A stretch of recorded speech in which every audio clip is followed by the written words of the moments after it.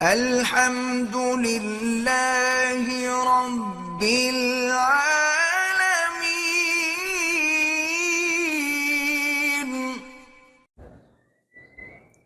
ہمارے کچھ لوگ ملاؤں کے پاس جاتے ہیں اور کہتے ہیں کہ یہ ملا میری تقدیر بدل دے گا۔ یہ بالکل جھوٹ ہے، کوئی کسی کی تقدیر نہیں بدل سکتا، تقدیر اللہ کے ہاتھ میں ہے۔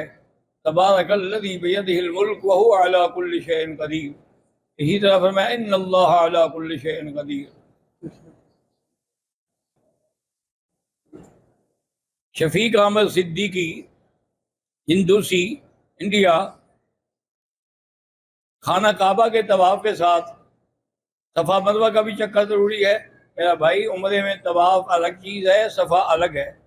طواف کے ساتھ چکر پورے کر کے 2 رکعت واجب طواف پڑھ کے اب جا کے پھر صفا شروع کریں۔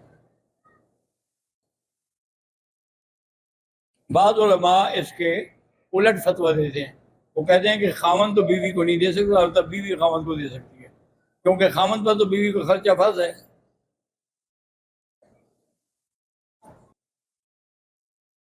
کیا خاوند اپنی بیوی کو عشر کے پیسے دے سکتا ہے؟ اگر بیوی غریب ہے، اس کے پاس کچھ نہیں ہے، پھر دے سکتا ہے۔ آج کل فلسطین میں ظلم و بربریت ہو رہی ہے، اسرائیل راکٹ برسا رہا ہے، ان کے گھروں کے گھر اجڑ رہے ہیں۔ دعا کرو اللہ ان مظلوموں کی مدد فرمائے اور اللہ مسلمانوں کو توفیق دے کے ان کی مدد کرے۔ کہتے ہیں کہ میں عمرے پہ آیا تو میرے چاچا نے کہا تھا کہ داتا دربار پہ جا کر دیگ چڑھاؤ۔ میں نے کہا کہ آگے چڑھاؤں گا۔ بالکل نہ چڑھانا، شرک ہے۔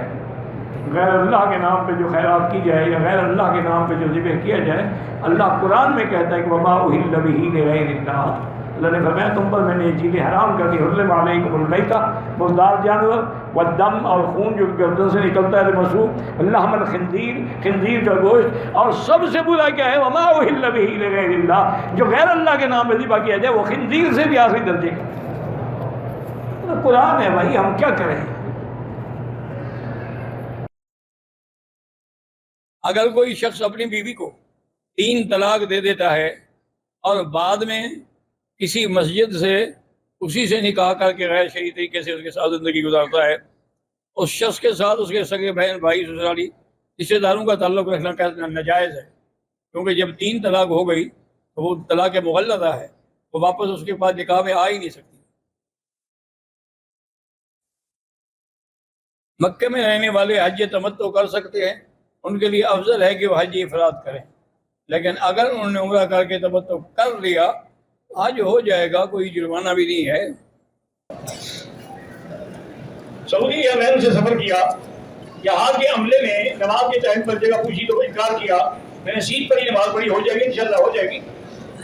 ویسے میں یہ بات مانتا نہیں ہوں، اس لیے کہ سعودی ایئرلائن کے ہر جہاز میں باقاعدہ مسجد بنی ہوئی ہے، وہاں جا کے آپ جماعت سے نماز پڑھیں، تو کیسے منع کر سکتے ہیں؟ یہ انہوں نے کچھ سمجھا نہیں ہوگا زبان۔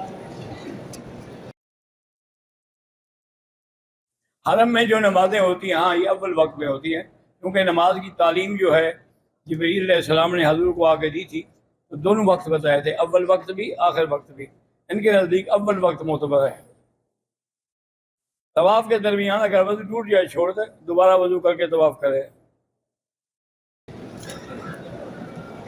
میری چھوٹی بہن جرمنی میں بیمار ہے، ان سے کہیں کہ ہر نماز پر 7 دفعہ سورۃ فاتحہ پڑھ کے پانی پہ دم کر کے پی لیا کریں۔ اگر حرم میں نماز کھڑی ہو جائے اور لوگ صفوں میں کھڑے ہو جائیں، ان کی نماز ہو جاتی ہے، ہاں ہو جاتی ہے، مگر وہ لوگ جو حرم سے باہر کبوتر چوک تک ہیں، ان کو اگر صفیں ملتی ہوئی نظر آتی ہیں، نماز ہوگی یا نہیں ہوگی؟